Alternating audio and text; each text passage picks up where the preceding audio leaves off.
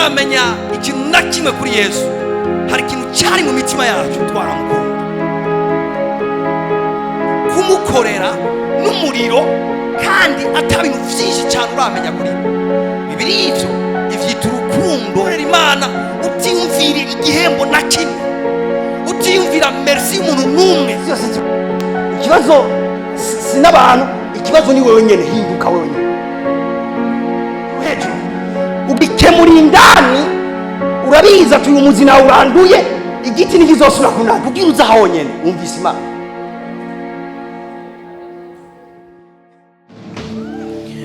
Mbwira umuntu mwishenya ati uyu n'umunsi wanje.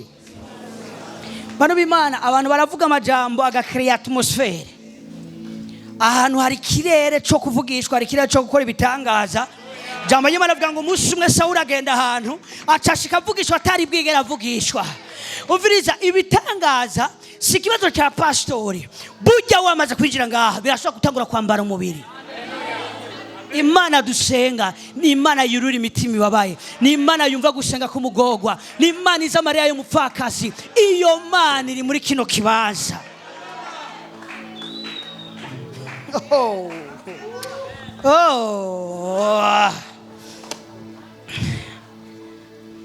Mwakoze kuma umwanya mwinshi, kuko uno munsi naje kubakorera igikorwa cy'ubuherezi.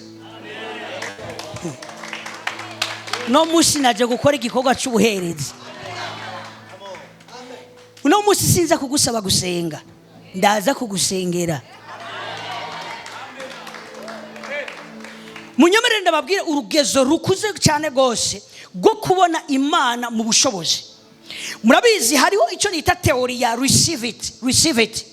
Akira gukira, akira, iyo ni teori. Hari gihe bivugwa mugabo ijambo ry'Imana rivuga ngo genda mu kiziki abagwayi. Ijambo ry'Imana rero tuvuga ngo receive it, umuntu ntakire umenga tumushira muri position cyayibaza ngo niwe atagize ukwizera ko gukira. Mugabo Yesu ntiyatutumye gusaba abantu kwizera. Yesu yaduhaye ubushobozi kwingwara, atarize gusaba ukwizera ko umuntu agwaye.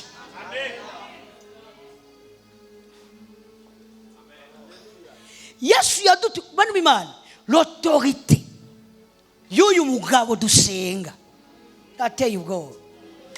Bamuhamagaye gusengera umuntu agwaye, umukozi w'umugabisha. Murabibona muri Bibiliya birivuga ngo baramuvugisha Yesu, bariko baramuvugisha.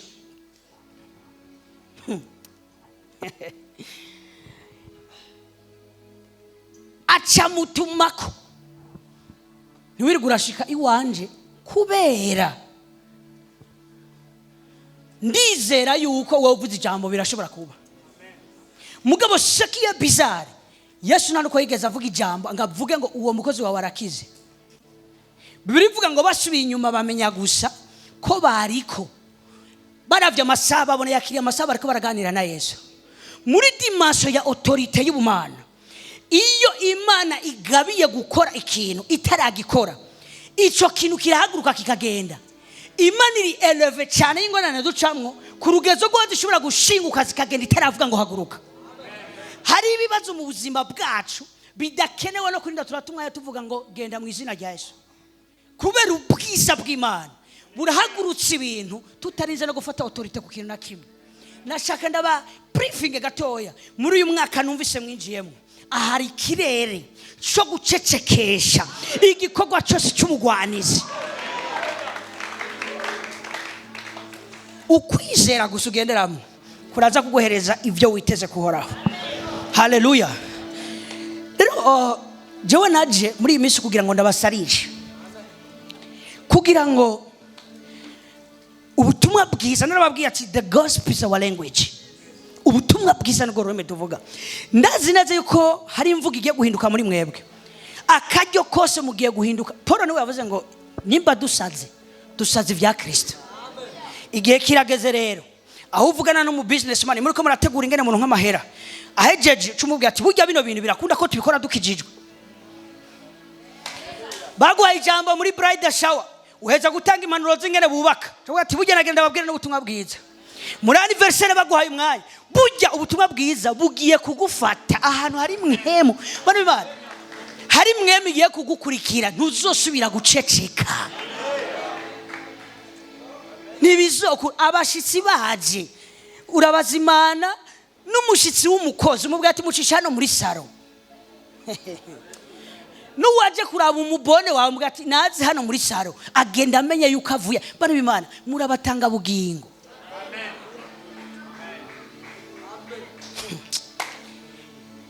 Iyi mwemu naje kuyibandukiza yo kuba basazi ba Yesu aho uri hose. Narababwiye nga inkuru nziza irajyana, inkuru nziza irajyana. Hari abantu ngaha murose visa kuri stati, mama we naho biteba burya uvuga wagashize ko bizoshika. Ama emoji y'umuntu ariko ararirarizwa n'umunezero.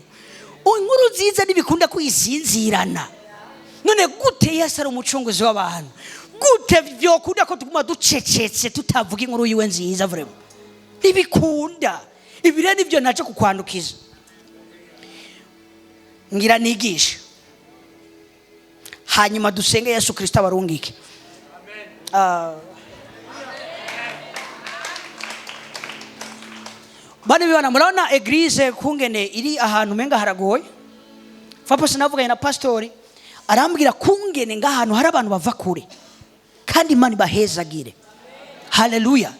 Imana bahezagire abantu bitanga bashikira ikogwa kandi baruwa kandi bava kure. Imana bahezagire. Mugabo kandi nuko hari ikintu namwe muri ko murakira. Nimwaje gutanga umusada. Hari ikintu mwaje gutora. Cyo gutuma muri iki guzi cyo kuva kure. Rero ndiko ndahiyumvira ndaratashe numva umenga nyene ahantu burya nyene umenga ni kurukuntu haragoye. Yego mugabo cyandiyumvira mwe muyera ndamukunda. Ahantu hari ibintu abantu bakeneye. Papa abantu barafata bisi bagasanga zebi atabakirira mu ishengero abashitanga mu ishamba bamusanga mu ishamba. Nagira ndababwira yuko abantu bibaza ko barushe kandi gahari kure burya hano ni hafi. Hano ni hafi hano si kure. Nagira ndababwira ko uwarazo wakwegera kigisagara. Amen.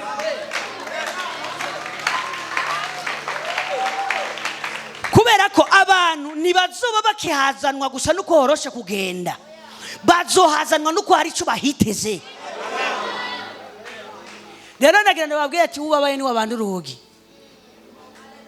Uri namatwi numve cyo nkemwirabwira amashengero. Haleluya. Uyu numwaka w'ibitangaza Yesu abahezagire. Nafa pasina rabivuze ndagora ubwenge bw'abantu gatoya. Navuze ati Yesu sinyisha ibibazo byose byo ngaha mwisi. Ikindashaka mucongere ko muri umwaka. Yesu sinyisha ibibazo byose byo ngaha mwisi. Hari ibibazo yamaze guheza by'ubugingo budashira n'ibindi biva ku badayimoni n'ibindi bimwe bimwe n'imiryango yugura ku buryo bw'itangaza. Ariko umuryango wugawe no kutamenya icongereza ntazoguruza amasengesho. Ngira amen. Umuryango wugawe no kutamenya gutwara imodoka ntazoguruza yo riba shandarabaya. Umuryango wugawe no kutavuga igifaransa neza ntazowuguruza profete ngo yavuze ngiye kugera kure. Nagira ndababwire rero muri uyu mwaka w'ibitangaza ibintu byose ni mubihemeshe gusa.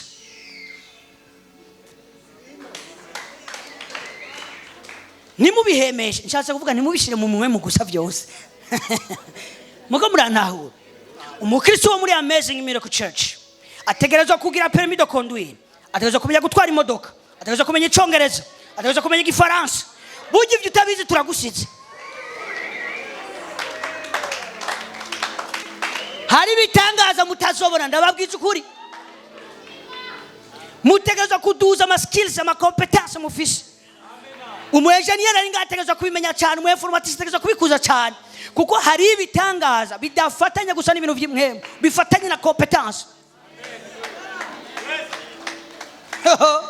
Hari umuntu bamuhamagaye bawuriye muri ville n'umuntu aravuza ingoma cyamubwira ati bunyene mpa passport yawe ndagushiye kuri liste y'abantu baje muri Egypt kugenda kuvuza ingoma. Baba 3,000 mu minsi 3 bari bagiye kumara yo gusa $3,000.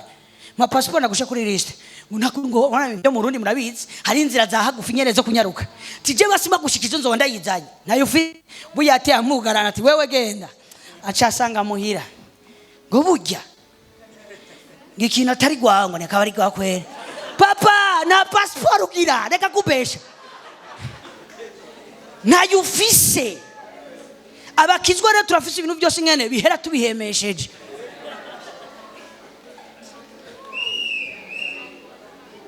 none kutagira passport vraiment ugira uvuga ngo si umugambi w'Imana ahubwo umugisha watumbereye atariho umumama ashobora kuza ngaha yiruhiye parking yamugoye agaca gwikona akatitora mwana parking neza yashika bazikaguca kuri umuntu w'umugabo ku parking imodoka ajya umviriza abangu bose bari ngamuteza kwiga gutora imodoka abakobwa bose mute ibi hari bitangaza tudapfa kugenderamo gutyo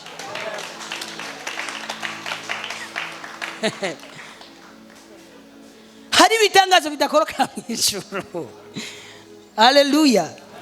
Yesu abahezagire. Imana ishimwe. Badufashe gatoya rero tubandanye n'ishigwa cacu. Abaroma igice ca mbere ku murongo wa 16. Ko nababwiye ndiko ndabigisha ibintu bituma umuriro wivuga butumwa uguma waka mw'ishengero.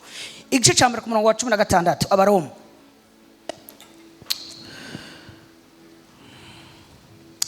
Kuko ubutumwa bwiza butantera isoni ari ubushobozi bw'Imana buzanira uwizeye wese agakiza uhereye ku muyuda ukageza ku mugiriki. Yesu agwezagire ishaka kugereza ngaho. Paulo ariho hari ikintu yari yaratahuye avuga ati ubutumwa bwiza ni buntera isoni kubera burya je nasanze ari ubushobozi bw'Imana buzanira umuntu wese yizera agakiza. Paulo hariho resultat yaramaze kubona irengeye effort yakoze. Paulo yaratahura ati burya bino bintu je ndabwira abantu bizera Yesu bakizera mugabo ndiko ndaraba ubuzima baca babaho mu nyuma burya ubutumwa bwiza n'ubushobozi bw'Imana mugabo muranahura.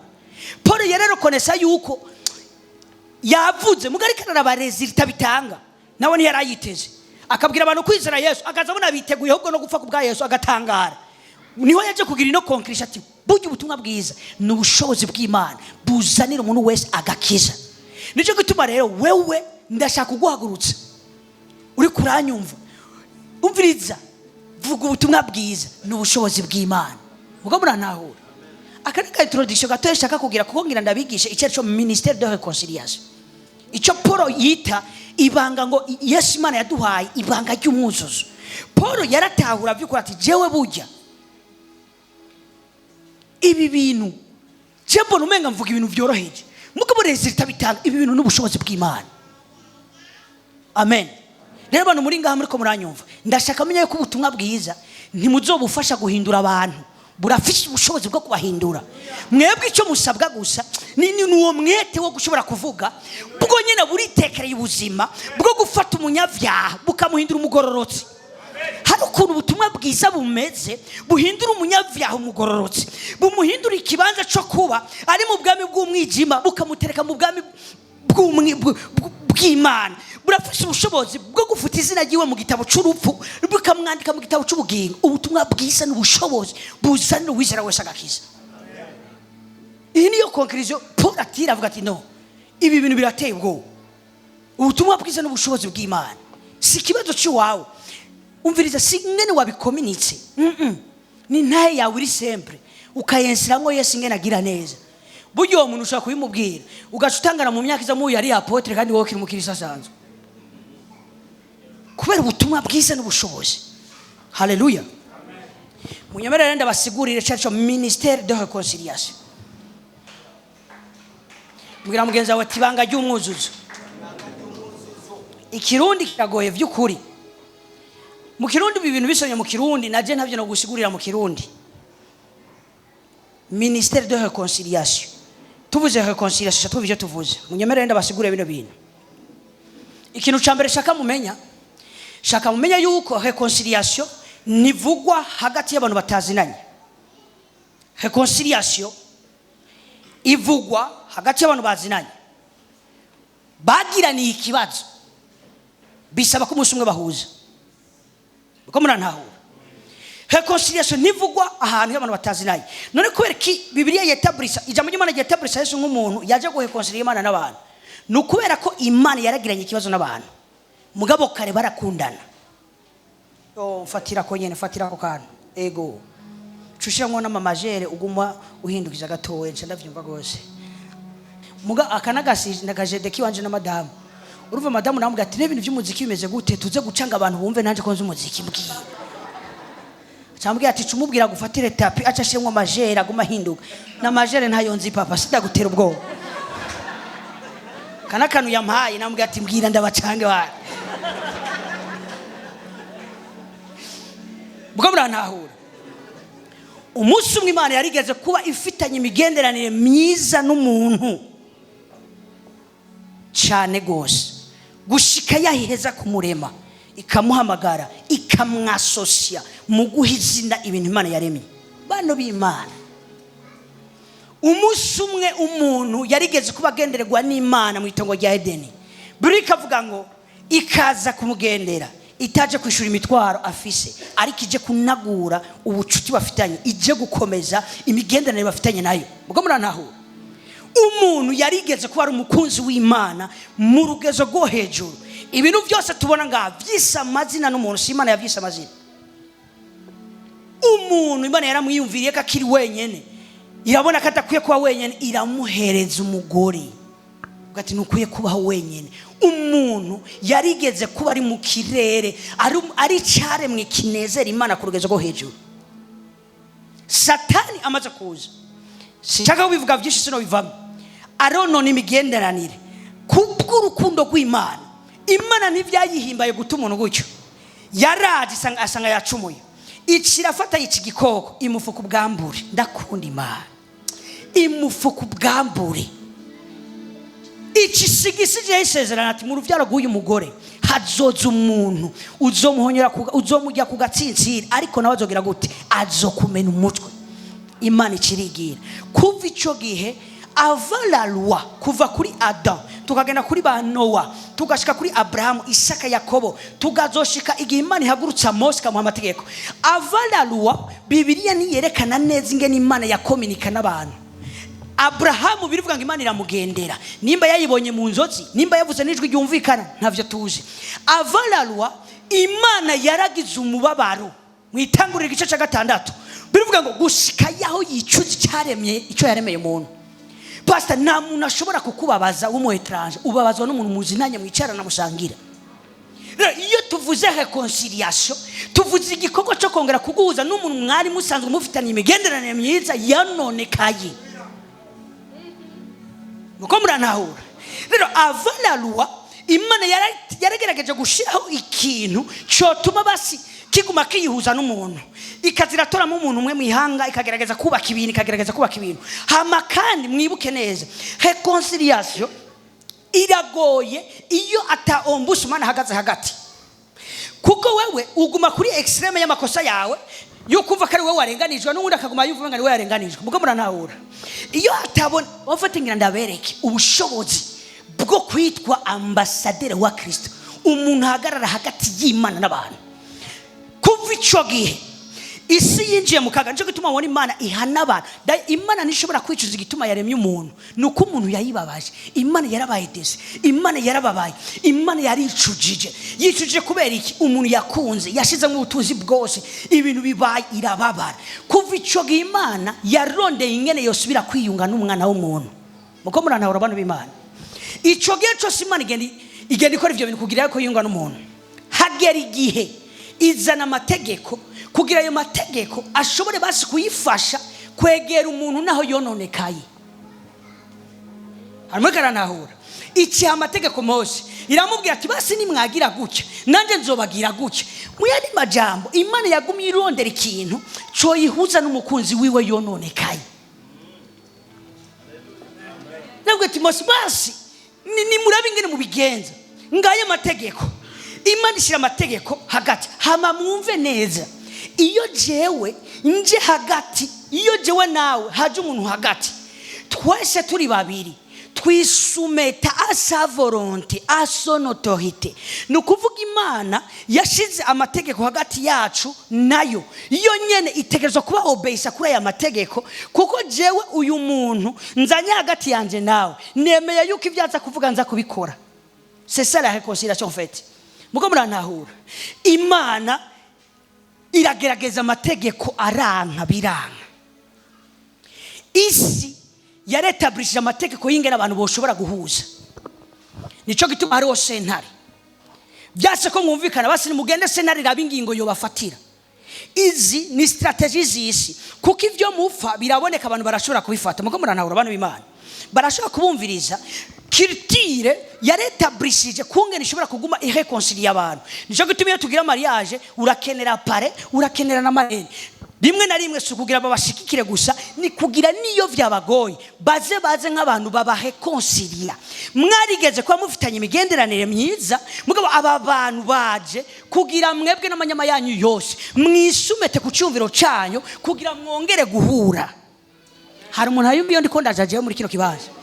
Isi rero yaretablishe ivyo bintu nico gituma hariho sentare, nico gituma mubona no ngaha mu Burundi hariho ombudsman ajejwe iki urashobora kwitwara mu butungane bakurenganije naho sentare yashizweho na leta. Ombudsman ni ugwego umenga ruri hanze gato ya leta kukagaruka guhagarara hagati ya leta n'umunyagihugu. Muko burantahura kugira yumvirize leta n'ingene leta yotunganishije no muntu kuko numuhuza w'aba bantu. Muko burantahura abantu b'Imana. Njo gituma tugira abagenzi mu byo dukora baracika abantu baduhuza iyo twagize ingorane nababwiye. Reconciliation is the restoration of friendly relations. Nukuvuga n'umuntu n'igikorwa gikora kugira kinagura imigenderanire ya kera na restoration ibaho y'abahenkoni. Abahenkoni bagiraho baramenyana.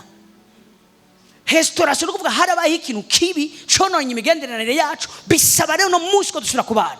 Buko munantahura abantu b'Imana. Hari muri karantahura. Isi rero irafise ivyo bintu. Tugendere mu Bikorinto gato. Bikorinto bakabiri igice cya 5. Ibihugu bigiraniye amakonfli birafise ingene vyihuza. Hari abahuza. Period ya Mobutu Sese Seko na Pere Kabila histoire irerekana yuko Mandela niwe yari hagati y'aba bagabo kugira barengene bashobora kumvikana. Buko murantahura. Ntivyakunda ko bumvikana numva ne system y'isi n'ibihugu bigize intambara hariho ingene hariho oni hariho iki hariho inzego isi yashizeho zishobora gufasha ibihugu kumvikana. Muko murana abantu b'Imana. Deutéronome chapitre 5 genda kuri ya verse zacu ziriya zinyuma turabe murongo 19.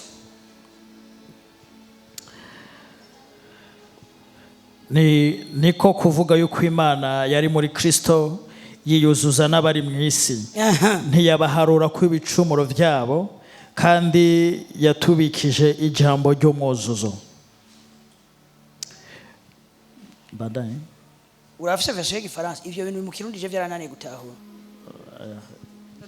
Car Dieu était en Christ réconciliant le monde avec lui-même en n'imputant point aux hommes leurs offenses. Et il a mis en nous la parole de la réconciliation. Il a mis en nous cette parole. Iryo jambo ry'umwuzuzo gato ya rero ndabasigurire iki kintu cya reconciliation kuko nababwiye twebwe twacumuranye ko turashobora kuzana uyu akumviriza ibyabaye akagira icyo adufashije, ariko igihe twacumura ku Mana nta muntu n'umwe yarahari ngaha ku isi yoshobora kuja hagati yacu n'Imana.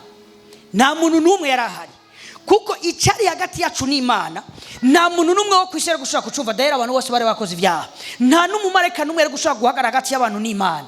Munyumvirize neza kuko hari ukuri ngaha ngira ndabakominike kandi uko kuri nimwe kugenderamo muragiye guhinduka abantu bahindura amahanga mu izina rya Yesu Kristo. Imana imaze kubona yuko nibikunda yuko abantu buzura nayo, Bibiri ivuga ngo yirondereye umubiri imanuka ku isi mu mubiri wa Kristo. Muko muranahura iraza ibana n'abantu, muko muranahura igenda ku isi hama mu rupfu rwiwe no mu kuzuka kwiwe irondera ingene isubira guhura n'abana b'abantu. Muko muranahura Bibiri ivuga ngo muri mu Balewi ariho chapitre 10 nimba ribuka neza, birivuga ngo umwami ageze umuherezi yazana ibimazi, Imana yamubwiye ati zana impene zibiri. Hagira umuntu aza ngaha kirebutse umujene yambaye n'impuzu ashobora no kuryama hasi nibisanzwe ingo wiruka.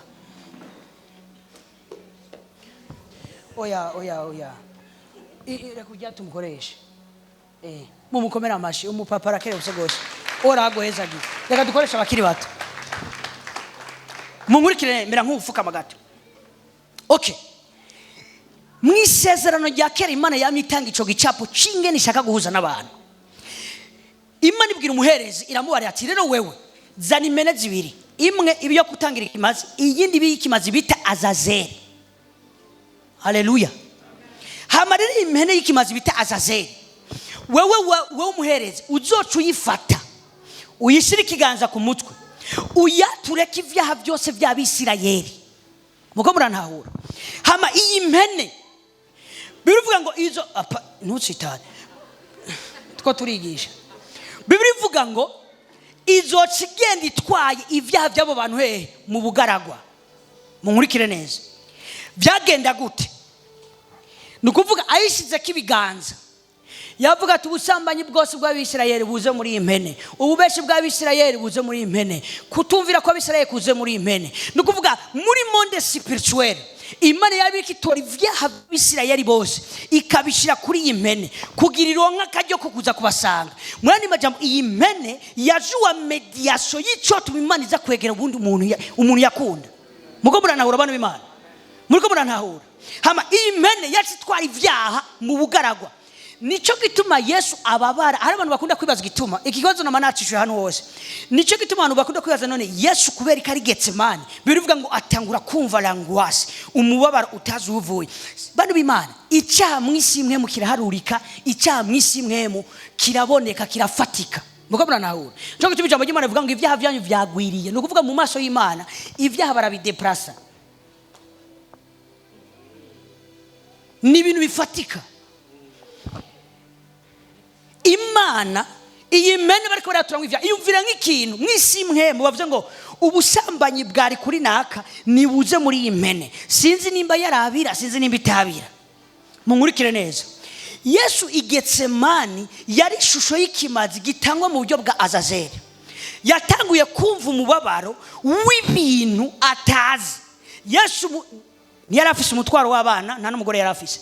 Yesu ntangora nimwe yarafise. Yari nyene ibintu byose. Ni hamwe honyene muri Bibiliya yerekana ngo Yesu agira langwasi.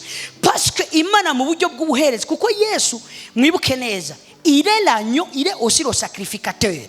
Parce que Yesu ni kimazi cejejwe bidakwiye ko arandi maboko yogihereza Imana kiretse we nyarashitse umuherezi. Sinzi ko ndiko nabwira abantu. Muko murumva? Hama Yes Getsemani yariko aterekwa mu iki kibanza. Yari mu gihe hariko haba transaction y'ukugororoka n'icyaha. Ukugoroka kwiwe kwariko kuva kuri we. Yariko yabira ivyaha by'abantu. Birivuga kuva uwo mwanya birivuga ngo atangura kugira umubabaro abiri icuya cy'amaraso. Nuko Imana yatanguye kureconcilia abantu. Atangura hari mu buryo bw'ikibazo cya Azazeli. Nico gituma Yesu yambikwa urugore rw'amahwa agatwagwa inyuma y'igisagara. Ni kubera ko ikimazi cya Azazeli birivuga ngo kizokwikorera ivyo vyaha bya ku mutwe. Byari ibintu biri prophetique, nta kintu na kimwe cyabaye kuri Yesu kitari prophetique, cyari cyakoreshwa mu isezerano rya kera mu buryo bwo gutanga ibimazi. Ndashaka munyumvirize abantu b'Imana. Mugo muranyumva? Nico gituma umuntu rero yacatwari impene mu bugaragwa kuyitayo kuko iyi mpene yabiri empire ntivyari bikwiye kwiba mu bantu. Nico gituma baca bayitwara inyuma y'igisagara. Nico gituma Yesu yahambwe inyuma y'igisagara. Hama uwamutwaye Yesu ninde? Ni Yuda yamufashije gushika ku ico gikorwa cyo gufatwa. Hama birivuga ngo uwatwaye iyi mpene ya Azazeli kugira ngo agaruke mu Bisirayeli kubera nawe yaba yakoze ikintu kiri empire, yatwaye ikintu kiri empire. Birivuga ngo uwo muntu byasaba ko yiyeza akitunganya. Hari umuntu karanyumva? Nico gituma rero Yuda yarasomye ivyanditswe ntiyari kwiyahura. Hari akajyo ko kwihana kuko uwatwara impene mu bugaragwa yaba afise amahigo yo kwiyeza kugira agaruke mu bantu. Ko muranahura? Rero biciye muri iki gikorwa cya reconciliation Imana yakora aho Imana yisumese kuri Yesu kugira ishobora kutwumvikana, ishobora kudusanga. Muko muranahura? Kubera reconciliation ihagurukira. Mumukomera amashimene data. Mumve neza. Reconciliation irashobora guteba hagati yanje nawe iyo tudafise umuntu aduhuza. Mugabo dufise umuntu aduhuza ni wamenya ryara dutumako kandi twese twisumeta asa volonté kuza kumwumviriza. Munkurikire neza abantu b'Imana. Okay. Bibiliya ivuga ngo Imana yaduhaye ijambo ry'umwuzuzo. Dieu nous a établis comme des ambassadeurs qui vont travailler au nom de Jésus. Ibingira ndabisigura abantu b'Imana. Mwe yarafasha. Mwumvirize neza. Twebwe rero Imana yatwetabrise nk'abantu. Kubera ni muri Kristo honyene Imana byayishobokeye. Kuko Imana muri kamere yayo irera iragororotse. Mugabo muri Kristo yararonse table bicarana ko n'umunwa rumogi. Muri Kristo yararonse table yicarana ko n'umusambanyi. Muri Kristo harageze igihe Imana mu kuguruka kwayo yisanga kuri table iri kumwe n'umuntu yisha abantu. Nimuriko muranyumva muraza kuntahura ntaco.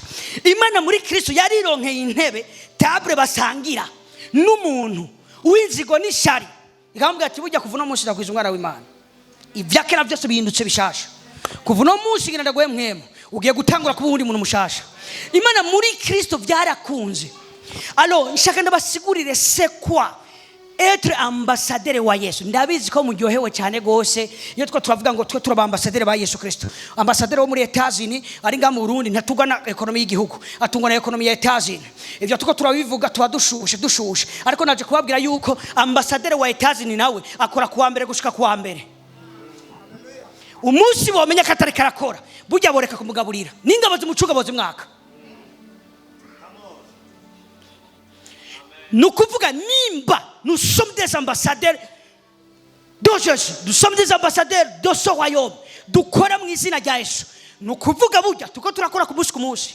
Kubera ubwami duserukira hano mu isi. Buratwambika, buraduprotege, buratugaburira, buraturira amazu, buratwoza, buradukorera. Ivuga natwe dukora. Ivuga dukora. Ambassadeur aragira raporo akayitanga ku kwezi. Mu Burundi ameze uko wewe nawe utegeza kugira raporo nabwiye ubutuma Jean Mardi Mariko ndakene ahantu ndiko navugana n'abantu hemwe. Ifoko ku kwezi nawe ugira raporo ambassadeur wa Yesu ringa. Fait on va être ambassadeur de Jésus reka ndakibasigurire neza. C'est être le corps physique de Jésus. Parce que ni muri Kristo Imana yironkenge nihuza n'abantu. Alors uwo Yesu tuvuga yicaye buryo bwa data mugabo biciye muri Mpwemu yaritoreye abandi bantu. Ndabivuga neza muri migumvikana. Imana yirondereye umubiri iduhuza n'abantu, iduhura nayo. Ariko igihe Imana igihe Yesu yapfakazuka Imana yironkeye imibiri myinshi si umwe nukiri umwe. Wewe ufise ibango ry'umwuzuzo, wewe utegerezwa ambassadeur uri ngaha. Kuwa mbere wakoze iki, kuwa kabiri wakoze iki. Ambassadeur uri ngaho wizera kubeshwaho nijoro utegerezwa gutanga raporo y'igikorwa cyo guhuza Imana n'abantu ku kwezi. Kubera twebwe duhokonsiriye abantu bigeze umunsi umwe gukundana. Twebwe twahawe igikorwa cyo guhuza abantu n'Imana, isi irikirata, societe irikirata. Abana bariko baricwa n'urumogi biraturaba. Ingo ziriko zirasambuka biraturaba. Abantu batakijyama biraturaba. Ingorane z'isi ziraturaba. Imana umviriza isi yo yaramaze gutegura ingene izohana abantu. Yarabubakiye mpimba. Uzokwibaza ujayo. Mugabo irafise umuntu afise ibango ry'umwuzuzo ashobora gutuma uyu muntu ataja mu mpimba. Mumbwira amen. Imana irafise abantu ishobora gukoresha kugira ngo ingo ziriko zirasambuka zireke gusambuka. Imana yariteguriye imibiri. Igihe turimo si kibazo cha Yesu, ni kibazo cy'abantu bakora mu izina rya Yesu. Kuko jewe ndafise uburenganzira bwo gutanga ubugingo. Ndabufize nitwaje iki? Ndakubwira Yesu. Nagira ndabumda babwize ikintu kuri. Abana bijya pora avuga ngo ubutumwa bwiza bifise ubushobozi. Nukuvuga wowe iryo jambo wibaza ngo riroroshe. Gushingira umuntu Yesu kamukunda niyo yizera kahabwa ubugingo budashira umenga biroroshe. Mugabo agiheza kwakira Yesu mwisi Mpwemu ahejeje gukugwa kimivumo yiwabo yose ateretswe umugambi bw'Imana. Izina ryiwe ryanditswe mu gitabo cy'ubugingo. Yesu ni yazohamagara izina ryiwe. Papa wewe nuri umuntu asanzwe, wewe nuri umuntu asanzwe, wewe nuri umuntu asanzwe. Imana yarakwetabrisha kugira ngo muri wewe Imana dayere yiteze yumvira basi iyo biza gukora Yesu. Yesu ariko aravuga vyo waye vyiza. Mugabo n'utaka kumuzinda yibereyeyo avuze ubwami bw'Imana buramanuka bugakiza abantu.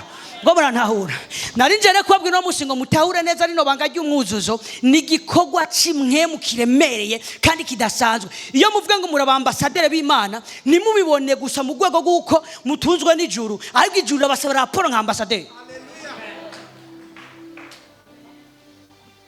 Amunakaranyu vabona b'Imana. Haleluya. Haleluya. Mbwira mugenzi wacu tugiye kuvuga ubutumwa bwiza. Vyume vyumye.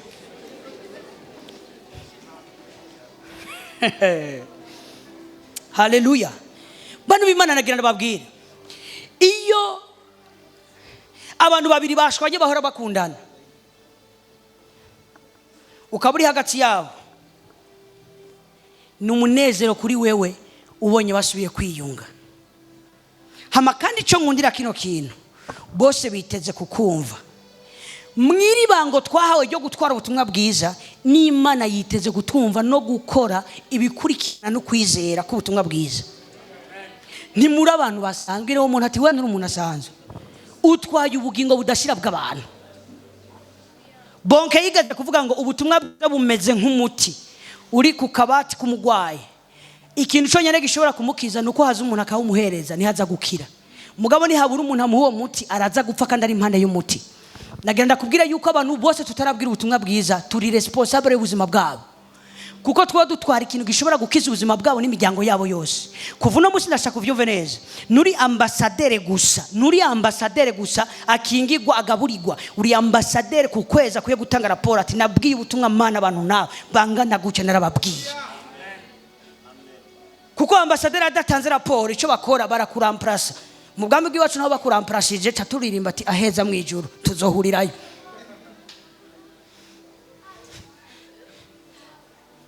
Kuko hari ikintu cyakuze mu bana b'Imana cyo kubona gusa resultat y'ibintu atana kimwe bakoze.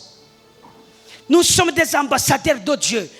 Iki gihugu turimwo ntitugaburwa na ekonomi yako ntaco natanga raporo. Muko murantahura abana b'Imana. Haleluya. Ndiko ndavugana n'abantu. Haleluya. Umuhuza ni wamenye ivyo ningena bishiraho. Rero nagenda kubona ndakubwira wewe uri umuhuza w'Imana n'abantu. Shiraho imyanya ba mama mukuze wa papa muri ngaha. Abana mu gifana barabumvira bakiri bato. Batumire muhira bazoza baje bitavye umuvyeyi. Mubabwira ati twarabareze twarabagaburiye nivyo. Mugabo Yesu araza vuba. Imana irabakunda. Profita ama opportunity mufishe. Abadeje mu kazi narababwiye. Abakozi nibazo kwima 15 minutes oje kwagirisha inama. Ujobabwira ati inama yaje mugabo munyemere ndababwire. Yesu arabakunda. Ibi tuko turakora ni ivy'akazi nivyo ndumutware, ariko ubunyene ngira mbumuja wanyu ndabasigurire. Muko murantahura abantu b'Imana. Profita aba directeur murahana abantu murahana mufisha abantu mujeje. Profita cette occasion. Jewe ndi mu engineer kuri chantier imbere ko nanga mahera mbanza kuvuga ubutumwa bwiza. Abafundi bose beshi fise twakoranye kuva bose la majorité baramaze gukizwa. Yego la majorité baramaze gukizwa kubera jewe sishura kuza ngo ndaguhe amafaranga ugende gucyo oya. Mugabo kandi urumva nyene ifoko muyikora mu bwenge. Nigeze gukorera umuntu yari mu bosi agacaza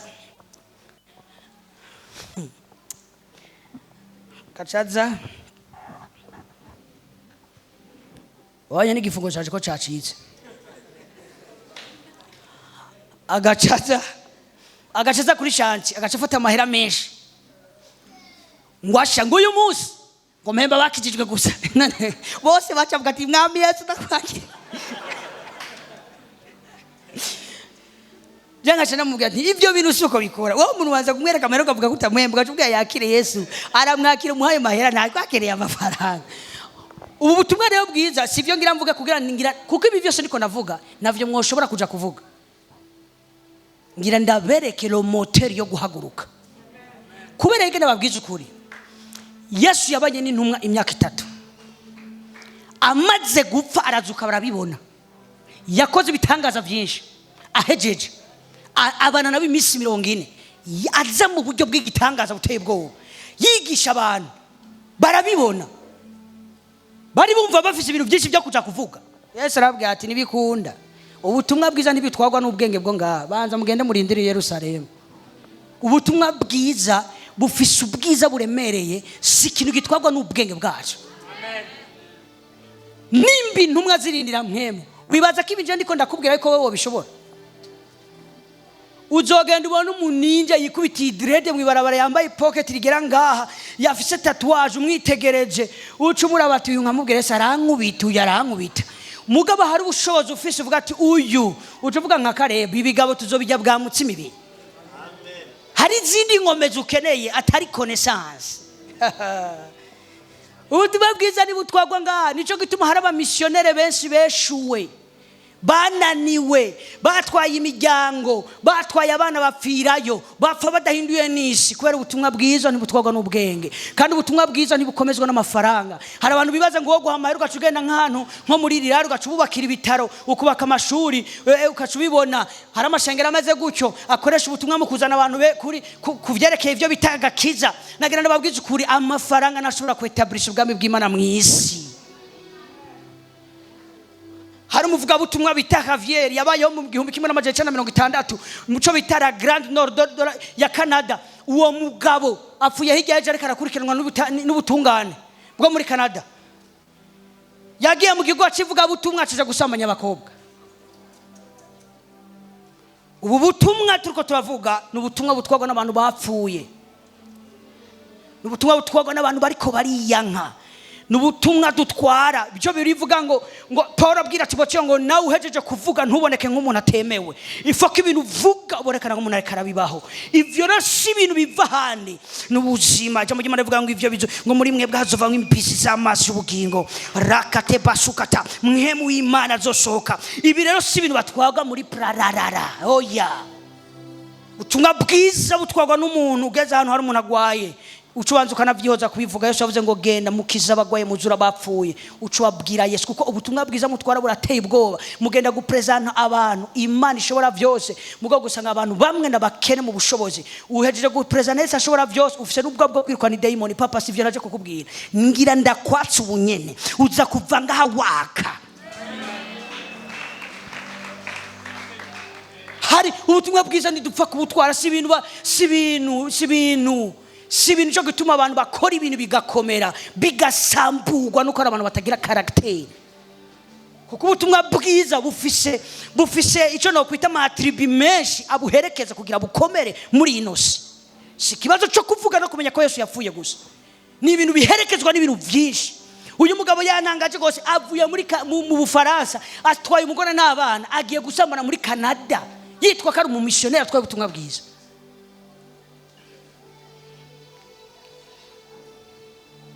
Nababwiye muraba ambassadeur. Mbwira umuntu ari mande yati ambassadeur kuva no musi uratanga raporo. Iyi ndi itangurira kuraba kabisa. Ifo ko kwa Mungu nzo ofisi nta ya raporo y'umuntu umwe basi. Reka nabereke mushaka kubona influence y'ibintu ndiko navuga na impact yavyo. Mwese ni mugenda muvuga ubutumwa bwiza. Umuntu wese azoba yavuze ubutumwa bwiza ace yandika izina ry'umuntu yabwiye uzocurizana ngaha muri hereza aba intercesseur. Aba bantu mubahamagara mwishimwe. Amen.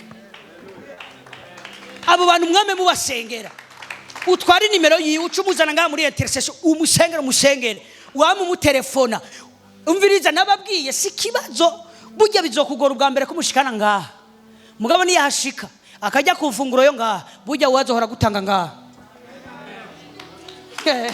Ayo mashishaka wari kuyakoma nezo yakomuka yakoma. Ibintu ndiko navuga je ndati byari ibi.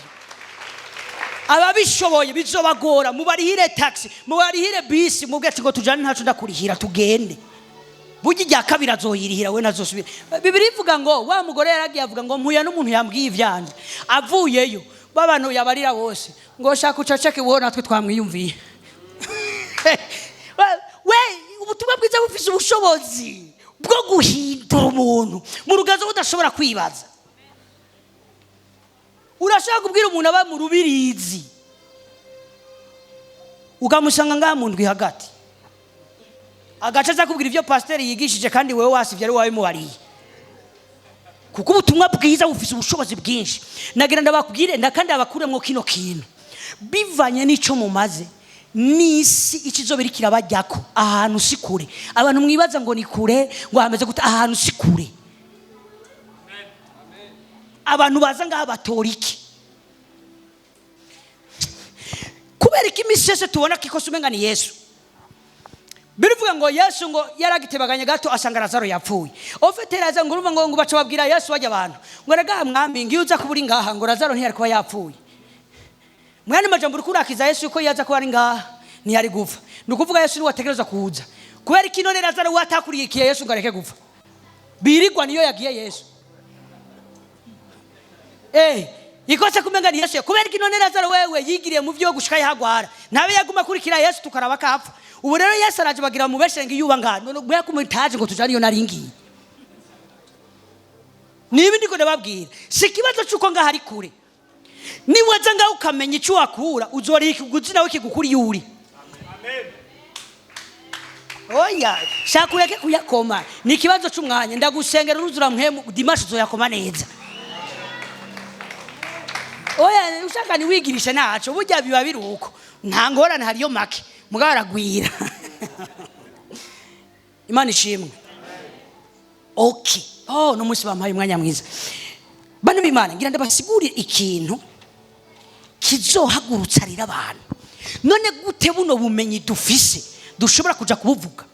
None gute uyu Yesu dushobora kwaka umuriro wo kuja kumushingira intare? None ubutumwa bwiza nababwiye n'ubwiza bw'Imana, ni icubahiro c'Imana, n'ubwenge bw'Imana, n'igikundiro c'Imana, n'ubushobozi bw'Imana, nibitwagwa mu buryo busanzwe. Kuko ubutumwa bwiza ni ikintu gikora mu buryo bw'Impwemu, gitereka umuntu mw'isi y'Impwemu, gihesha ubugisha umuntu mw'isi y'Impwemu, kimuhindura umwana w'Imana. Biravuga ngo abamwakiriye abahaye ububasha bwo gucika. Mbe murabizi gituma twitwa ivyanwe bishasha? Normalement uvuze ngo icyaremwe gishasha nuko wabuze izina wogiha. Murazi gituma mu ijuru hari ibintu biti binyabugingo, les êtres vivants. Nukubera ko bifise amafasade menshi nibashobora kuronka izina babiha. Gifise umutwe nk'umuntu, gifise amababa. Uwabibonye yavuze ati je nagiye mu ijuru, nabonye ibintu menga. Gusa icyo nabonye cyo birafise ubuzima n'ibinyabugingo. Ivyo bintu biriho. Nabonye gifise umutwe nk'inka, amababa, gifise amaso hose. Gusa ni kintu kiri hose un être vivant nabonye. Kubera kimwebwe mwitwa icyaremwe gishasha kidafise izina apara umwana w'Imana. Nukubera ko Paul yarakuze cyane mu buryo bw'Impwemu asanga umuntu. Bibiri ivuga ngo Yesu yavuze ngo jewe muzomenya ko ndi muri data nanje ndi muri mwebwe namwe muri jewe munkurikira neza. Muri andi majambo umuntu yizera Imana il est à moitié humain à moitié Dieu. C'est nikintu, c'est une nouvelle créature. Ni cyaremwe gishasha kivanze Imana n'umuntu. Iki kintu biragoye kukizina. Oya, ariko unyere mutariko muranyumva ndabyumva ntanaco ngira ndabasengere. Munkurikira neza. Ni cyaremwe kimeze ukuntu. Harimo Imana, ofite uri kuraraba igikorwa Imana yakoze muri Kristo Yesu. Ni nkaho yafashe umuntu imugira la quatrième personne de sa trinité. Do sa quadrique ntumbaze gacha vyitwa. Uri kuraraba Imana yari yujuje n'umuntu gushika yo badashobora kuba separe. Ivyo bintu rero bikogwa nani? Bikogwa n'umuntu ari ngaha bakumuzinda, ashobora gutwara ubwambwe Imana bwo kumuzinda. Imana ikiyuzuza n'abantu baba kumuzinda. Ofite rero ubwo butumwa dufise bushobora gutuma Imana iza ikiyunga n'umuntu ntibutwagwa mu buryo bw'ubwenge. Kabaduse ya kapa. Munyemererero ngende. Dushika ahantu n'umunyantege nke muri mwebwe azovyara igihumbi. Dushika ahantu bantu b'Imana je ndabaye exercice kandi nzogaruka kugira amenye ko ubutame bwanje atari ubw'ubusa mu mwami. Jewe nzoza kwaza mu mazina y'abantu mwabwiye ubutumwa bari muri equipe ya intercession ngaha. Kuva no musigenda muvuga ubutumwa bwiza ubwiye zana izina giwe. Imishe shiko basengera uwo muntu. Mugo murantahura. Sino nzoba ndiko nduhira ubusa. Mugo murantahura. Kora ico kintu. Genda muhira. Hera mu nzu umukozi telefone umukuzine telefone vuga ubutumwa. Amazina yabo ni muyazana abayasengera imishe yose basenga. Ndababwije ukuri. Oh shebaha mandegaha. None bidutwara ubutumwa guti. Bigenda guti ubutumwa bwiza tubutwara guti. Iyo energy. Kubera mwibuke neza ubutumwa bwiza burimwe mu kigwanisho c'umukristo.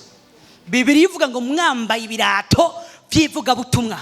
Ikigwanisho gifatike. Ikigwanisho gifasha gutera kigafasha no kwikingira. munkurikire neza. Rero abantu bafise ubutumwa bwiza igituma bategwa nuko icyo bafise naco rikigwanisha mu isi y'Mpwemu. Wewe wibaza ngo ufise ubwoba bwo kuvuga ubutumwa mugabo urategwa kugira ntubuvuge. Burya muri wewe harimo imbuto yo kuvuga ubutumwa bwiza. Igituma ufise ubwoba nuko utegwa n'ubwoba. Ivyo navyo kugira ubishobore bisaba ko wabira inkinzo yo kwizera.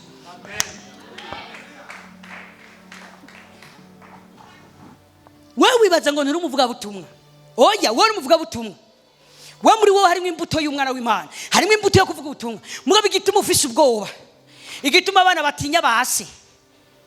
So aragukunda kurira Minerva arakugira ibintu vyose. Mugabo hageze kuvuga Yesu umva wewe kwica kakakwirukana no munzu kandi ibintu byose mu rubunda gukunda ivya gukorera byose abigukoreshwa n'urukundo. Hano muragaranye vano b'Imana. Murategwa. Satana bashaka bacecekeshe. Nico gituma abantu bagira ubwoba bwo kuvuga ubutumwa bwiza. Bagira ubwoba bwo gutwara ubutumwa nuko bategwa. Alors, izi nkomezi zivahe.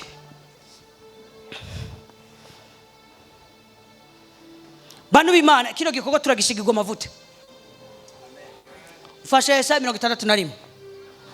Kugira ndabasigurire mbwira mugenzi wawe ati kubatizwa muri Mpwemu. Oya bivuge nk'umuntu azi ko bifite akamaro kanini. 61 fasha gato. Mpwemu uhoraho w'umwami uhoraho ari kuri jewe kuko uhoraho yandobanuje amavuta ngo mbwire abaciye bugufi ubutumwa bwiza. Yantumye gutubika imitima imenetse no kumenyesha abarindwa ko barekuwe n'imbohe ko zugururiwe. Shaka wigereze ngaho. Bantu b'Imana munyumvire neza. Munyumvire neza bantu b'Imana. Haleluya. Ubutumwa bwiza aba bantu bari mu isi kugira tubazane tubahereze Imana.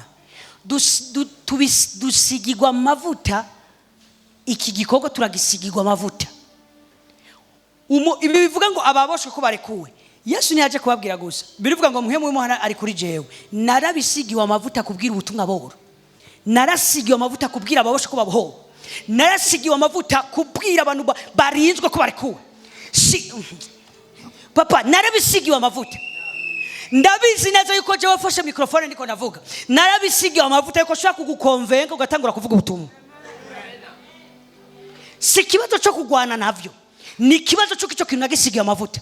Nibira ndiko nababwira ubutumwa bwiza buri tellement glorieux umuntu nashobora kuja guhindura abanyavyaha atabisigiwe amavuta. Nagira ndakubwire rero abana bose ubona muri quartier banura umogi warasigiwe amavuta kubahindura.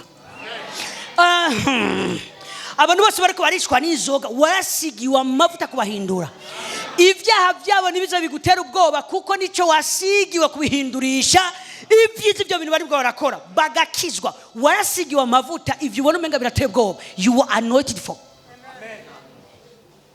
Yesu ni wavuze ni example ndabahaye kuko ngira ndabasigurire c'est quoi le baptême du Saint-Esprit. Kubera abakristo benshi ndakubajije ryari wakijije wabimbarira. Ndakubajije ryari wabatijwe wabimbwira. Ndakubajije ryari wabatijwe muri Mpwemu bamwe ntavyo muzi. Urazi gituma kubera ko bamwe batavyigishijwe neza abandi nabo barabatijwe nyene muri Mpwemu mugabo kubera ubuntu bw'Imana ntibazi ibintu byabaye. Uko murantahura. Rero iki gikorwa cyo kuvuga ubutumwa bwiza si connaissance. Bisaba ko hari adushaka Mpwemu wiwe icakabiri dusigirwa mu mavuta kino gikorwa. Mugabo imbere ko mbandanye nashaka ndababwire yuko abantu bose mubona bariko barapfa nimutinya kubegera. Nimba ari urugabo runini umenga rurahindutse ruraguteye ubwoba buryo urugabo wararusigiwe amavuta kuruhindura. Yego kweli. Nikimenya amenye umunsi uzokugura akanwa wamwegereye uzora bingena ca bugufi imbere y'ubutumwa bwiza ijambo ry'Imana ryavuze ngo bufise ubushobozi. Uzora bingena umuntu umenga guigihumura uvuze Yesu azocika ivutu azotekereza kumviriza. Hari muri kananyumva abantu b'Imana. Hari muri kananyumva. Alors, nagira ndababwira imbere ko mbandanye. Ivyo bintu burya mwe mwarabisigiwe amavuta. Okay, ivyo bintu mwibaza ngo biragoye, ivyo nyene nivyo mwasigiwe amavuta. Abo bantu mwibaza ngo baragoye kwa fronta, nibo mwasigiwe amavuta. Burya rero haguruka mukayangane, umuco wanyu umenyekane na bose. Ndiko ndavuga n'abantu muri kino kibanza. Alors, c'est quoi le baptême du Saint-Esprit? Matthieu 3:11. Padushi yakapaha. Ego, fasha gato. Matthieu 3:11 ngira ndabasigurira ikintu cyo dusenga Imana. Kuko nifuza ko uva ngaha waka. waka vrema. Nukuri jeho ndababatiza mu mazi ngo mwihane, ariko uzoza hanyuma yanje andusha ubushobozi, ntibimbereye no kumutwaza inkweto. Uyo azobabatiza muri mpwemu yera no mu muriro. Igereze ngaho. Haleluya. Yohana yarafise ishurirwa rya Yesu lirenze iryo bamwe twese tuzi uno munsi. Yohana ariko aravuga ngo jewe ndababatirisha amazi, ariko inyuma yanje haraza umuntu azobabatiza muri mpwemu yera no mu muriro. Azobabatiza muri mpwemu. Yesu turamuzi nk'umukiza, Yesu turamuzi nk'umucunguzi, Yesu turamuzi nk'Imana. Mugabo abakristo bake nibaratahura yuko Jean Baptiste introduisait un Jésus Baptiste.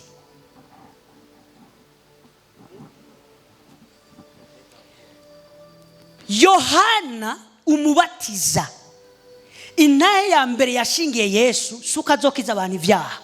Yashingiye intahe Yesu nk'umubatiza muri mwemu. Nagira ndakubwire rero kuva no musubimenya Yesu n'umwami, ariko kandi Yesu n'umubatiza. Il est Jésus Baptiste, Jésus Baptiste. Abakristo benshi barazi Yesu mu aspect yose, ariko ni bake baratahura ino dimension dans Jésus Baptiste. Kubera mwumve neza, tubatizwa muri mwemu. Muri mwemu ntitubatizwa na mwemu, muri mwemu tubatizwa na Yesu. Umubatizo wa mwemu niyo preve yonyene ihari yerekana ko Yesu ari muzima yamyo kandi nubariho, kuko nico gikorwa cyonyene Yesu akiza gukora mwishengero. Kuvuga ubutumwa yarabiturekeye, turavuga n'ibindi. Mugabo kaire question yo gufata umuntu ikamushira muri dimension y'ubumana, sesame niyo mwabona n'umuntu abatizwa muri mwemu akuzura mwemu mwishengero, muze menye kari kiganza cha Kristo, kuko Biblia témoigne un Jésus Baptiste kapatush yakaba. Ndashaka munyumvirize neza abantu b'Imana. Jean Baptiste presentation ya mbere duha ya Yesu ni Yesu mubatiza. Mu gice gikurikira niho Biblia ivuga ngo ari karagenda ngo abona acabwira abigishwa biyo ngo nguyu umwagazi w'intama w'Imana akura abantu ibicumuro. Ivyo bivuga ubugira kabiri. Mugabe ikimenyetso Imana yari yaramuhaye, yamubwiye ngo uzobona je mwemu w'Imana akamumanukako, uwo numubatiza muri mwemu.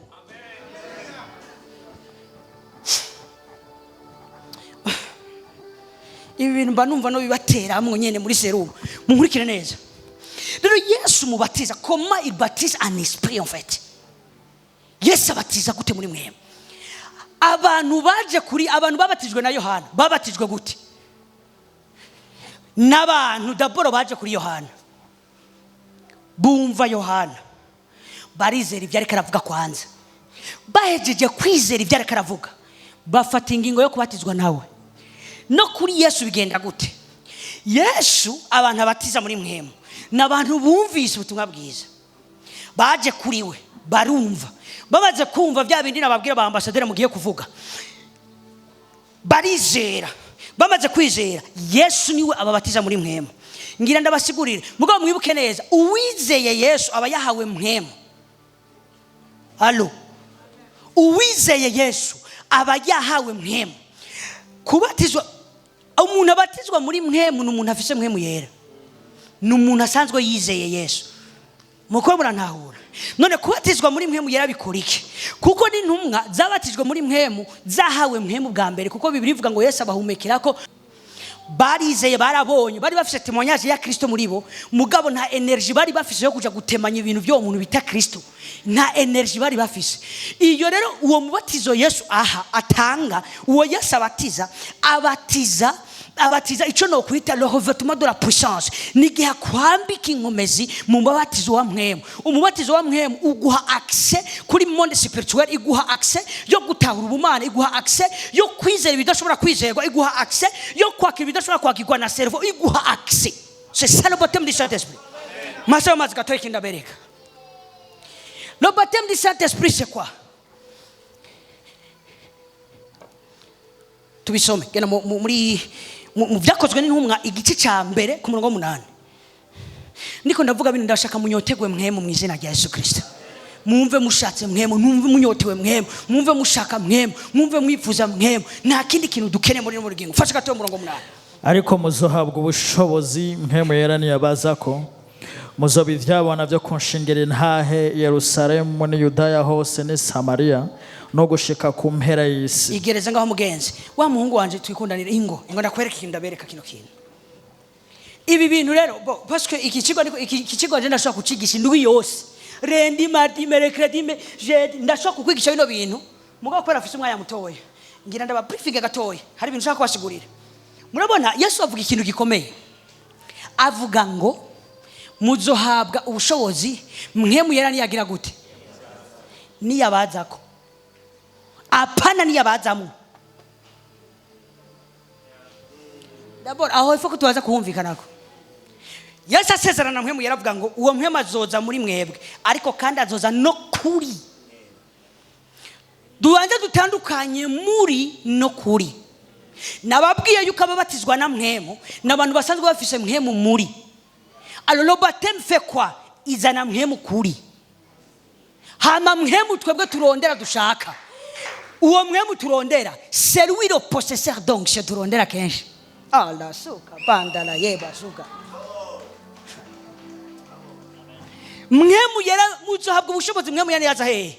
Kuri. Apana musanzwe mumufise narabahumekeyeko tora Mpwemu niyaza kuri mwebwe muzohabwa Mpwemu mumurikire neza abantu b'Imana. Ikigiko aya mazi aya igikorwa kora ndayanyoye sico gikorwa kora ndayoze mugabo n'amazi.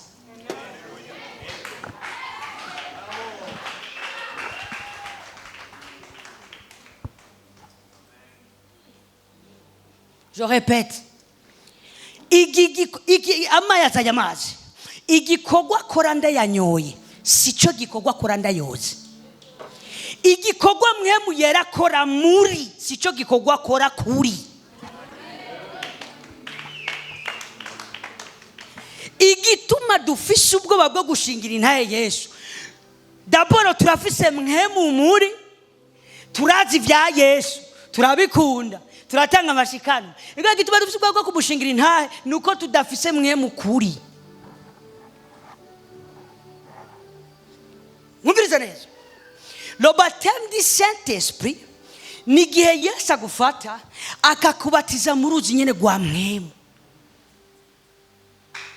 Umubatizo nukora ku Mpwemu, umubatizo ukora ku mubiri.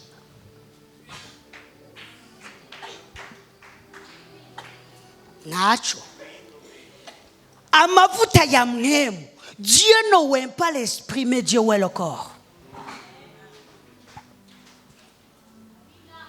Nico gituma gatambara kaporo kashobora gukiza abagwayi mugabo Mpwemu iri parce que l'onction Imana ivuga ngira siga amavuta, Imana ntisiga Mpwemu isiga umubiri.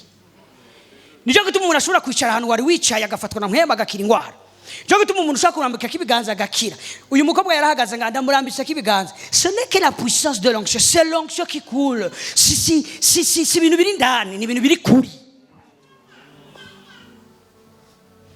Mpwemu muri atwamisha ivyamwa ducika abakristo b'ingeso nziza bakunda Imana bihangana baciye bugufi bitonda bakunda amakoraniro batanga amashikano n'ibigira 10. Mpwemu muri ni ndero y'Ukristo niki nivyo vyose. Haleluya, amen. Mpwemu Yera kuri pakatusi yakapa ifeza n'izahabu ntazofishe ariko icofishe ndakigwa. Stand up and walk.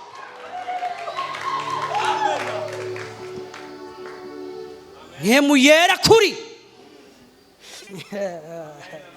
repatushi yakapa petaso kapa. Arana yo Yesu akubatije muri Mpwemu Yera. Ushobora kuri Petero wamwihakanye ariko umaze kuzura Mpwemu Yera uri wa undasemera hagakizwa abantu 3,000. Uri wa undasemera hagakuza 3,000. Ndiko navugana n'ishengero ry'Imana muri kino kibanza. Burya Mpwemu Yera kuri ni wa undazokubwira tubwira so. icarangana kugira ubutumwa bwiza avec l'autorité atanga kuvuga ngo ibyo uri kuravuga ucubanza wumve l'onction parce que l'esprit sûr c'est en fait nababwiye parce ibintu ndavyinjiyemo sindayivamo parce que l'onction sûre c'est l'onction l'esprit de Dieu c'est lui le possesseur d'onction ni wafisa amavuta mais l'onction se manifeste amavuta yiyerekana biciye mu ngabire nyinshi zitandukanye Mpwemu yera kuri ashobora kwiyerekana aciye mu mavuta yo kugira ubwenge bwo kwigisha ijambo aciye mu mavuta yo gukiza ingwara aciye mu mavuta yo kwigisha aciye mu mavuta yo kuvugishwa parce que l'onction sûre il va se manifester dans différentes dons musoma muri Bibiliya muko muranahura alors Mpwemu yera kuri igira wicarire Mpwemu yera kuri papa umviriza ayo mashusho akomanyere yakomo yashikana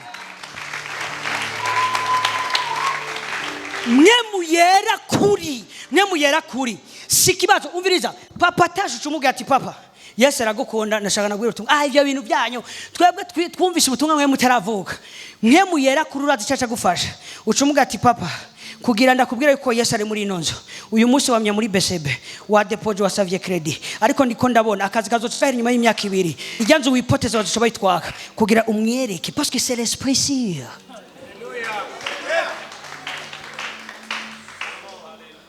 Mungu araza kukuraga araza kukudiraga mwicaranye cyumuga ati bujye urazi waje kundondera nivyo mugabo hijaje wari kumwe na Diane muri Kapline wari kumwe na Nuze muri Silhouette bujya ngaha uri kumwe n'umukozi w'Imana muta ngira mugenza we timuta hari ibintu bavuga nivyo bavuga niko ndavuga Mpwemu yera kuri itabuye Imana avuga ngo uwo Mpwemu niyaza kuri wewe uzocika umuntu mushasha wa muntu wa kera yananigwa wa muntu ya kera yatsindwa wa muntu wa kera yapfa wa muntu wa kera umunyantege nke wa muntu wa kera beshwa wa muntu wa kera beskroka wa muntu wa kera nanigwa wa muntu wa kera rapfa Mpwemu yera kuri Samuel yabwiye Sauli ngo genda imbere uraza guhurana naka Sauli agiye genda bibona avuga ati ndahuye n'umuntu afise Mpwemu yera kuri nagira Sauli umuntu ari ngaha nyotewe Mpwemu yera haguruke